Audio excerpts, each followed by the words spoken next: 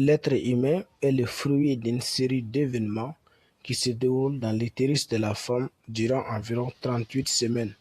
Au cours de cette période, l'œuf issu de la fécondation va subir plusieurs modifications pour aboutir à un être viable en suivant deux étapes, l'embryogenèse et l'organogenèse. Lors du rapport sexuel, environ 200 millions de spermatozoïdes sont déposés au fond du vagin. Un certain nombre de spermatozoïdes progressent le long de la voie génitale vers la trompe. Au bout d'une heure, une centaine atteint la trompe, mais un seul finira par seconder l'ovocyte bloqué en métaphase 2 de la deuxième division méiotique. La membrane pellicide de l'ovule, après pénétration d'un spermatozoïde, devient infranchissable pour d'autres spermatozoïdes. La fécondation représente la formation d'un œuf par fusion d'un gamète mâle qui est le spermatozoïde et d'un gamète femelle qui est l'ovocyte 2. Elle se déroule dans le tiers externe de la trompe de Fallope. La fécondation ou la formation du zygote se déroule dans la portion ampullaire de la trompe utérine. Il s'agira pour nous dans cette vidéo d'expliquer les différents faits marquant la première semaine de développement, cette période qui est caractérisée par deux phénomènes importants, à savoir la segmentation et la migration de l'œuf fécondé. Parlons de la première étape qui est la segmentation. L'œuf fécondé va subir des divisions successives et donneront des cellules appelées des blastomères. La première division de l'œuf fécondé donne deux blastomères légèrement inégaux, un macromère et un micromère. Les macromères sont plus volumineux et se segmentent plus vite que les micromères, d'où on aura un stade de 3 blastomères. Des divisions successives vont aboutir à un stade de 8, 16, 32 cellules. Ces cellules deviendront de plus en plus petites, mais l'embryon gardera toujours sa taille initiale entourée de sa zone pellicide. 3 jours après la fécondation, on a une masse cellulaire appelée la morula. Les micromères donneront les trophoblastes, c'est-à-dire les placentas et les annexes. Les macromères donneront les boutons embryonnaires, c'est-à-dire l'embryon. Parlons maintenant de la migration de l'œuf. Après fécondation, l'œuf fécondé migre lentement dans la trompe pour gagner la cavité utérine où elle va se fixer à l'endomètre.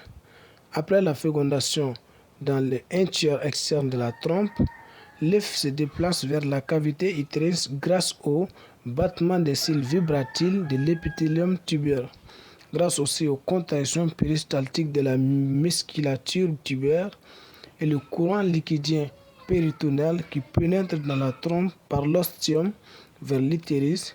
Pendant cette migration, l'œuf est entouré toujours de sa zone pellicide. Le zygote vit de ses propres réserves avant d'arriver dans la cavité utérine. Parlons maintenant de la formation du blastocyte. Au 4e jour de la fécondation, où l'œuf pénètre dans la cavité utérine, du liquide pénètre dans la zone pellicide. Progressivement, les espaces intercellulaires confluent pour former une cavité unique appelée blastocèle ou cavité de segmentation. La muqueuse utérine richement vascularisée va sécréter du glycogène qui permettra la nutrition du blastocyte. Les blastomères du centre s'entassent les uns contre les autres à un pôle et deviennent globuleuses pour former le bouton embryonnaire, c'est-à-dire l'embryon. Les blastomères périphériques s'aplatissent autour du blastocyte pour constituer le trophoblaste, c'est-à-dire le placenta et les annexes embryonnaires. L'ensemble cavité, bouton embryonnaire et trophoblaste est appelé blastocyte. Au 6e jour, l'œuf jusque-là est libre dans la cavité utérine. L'apparition de la blastocèle entraîne une augmentation de la taille et la pression sur la membrane pellicide. La membrane pellicide est distendue, amincie et fragilisée. Elle se déchire alors au pôle anti-embryonnaire, c'est-à-dire le pôle opposé au bouton embryonnaire. Au 7e jour de la fécondation, les blastocytes s'insinuent entre les cellules de l'endomètre et adhèrent à l'épithélium endométrial. Les trophoblastes prolifèrent et se différencient en deux couches, une interne, les cytotrophoblastes, et une externe, les syncytiotrophoblastes. Les syncytiotrophoblastes émettent des invaginations qui érodent l'épithélium endométrial et infiltrent les chorions. Parlons maintenant de quelques anomalies de la première semaine. 50% des œufs fécondés défectueux ou anormaux meurent avant la fin de la première semaine, et ceci à cause des altérations du patrimoine génétique.